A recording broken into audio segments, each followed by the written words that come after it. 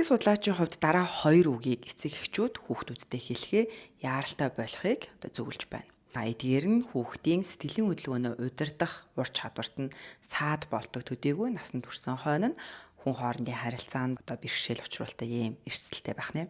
Нэгдүгээрт нь дуугүй бол хүүхдийн өөрөөрөө илэрхийлэх, өөрийн шин санаагаа гаргах, өөрийнхөө сонирхсан асуултыг асуух, дээрээс нь хүсэл мөрөөдлөө ярих, зих зэрэг өөрийгөө илэрхийлэх маш олон боломжуудыг шууд хаадаг. Үүний оронд ядарсан ч гэсэн та хүүхдийнхээ хэлэх гэсэн зүйлийг сонсох цаг гаргахыг өөртөө зөвшөөрөх хэрэгтэй юм а. Хоёрдугаарт нь миний хэлснийг л хий. Энэхүү үг нь хүүхэд альва зүйлсийн холбоосыг ойлгох, шалтгааныг нь ойлгоход саад болдог. Хүний хэлсэн үгийг шууд хийдэг хүмүүс маань олон төрлийн хохирол амсах юм эрсдэлтэй. Тиймээс та хүүхдүүдтэй энэхүү үйлдэлийг яагаад хийж байгаа вэ гэдэг тайлбарыг нь маш товчхон өгөх хэрэгтэй. Заримдаа эцэг эхчүүд эдгээр тайлбарууд байдаггүй учраас миний хэлснийг хий гэж шууд хэлдэг. Тийм учраас та бүхэн эхлээд хүүхдүүдтэй өгөх тайлбараа бэлтгэх нь хамгийн чухал. Энэхүү зөвлөгөөг 5 дугаар сарын 15-нд болох гэр бүлийн өдөрт зориулан хүргэж байна.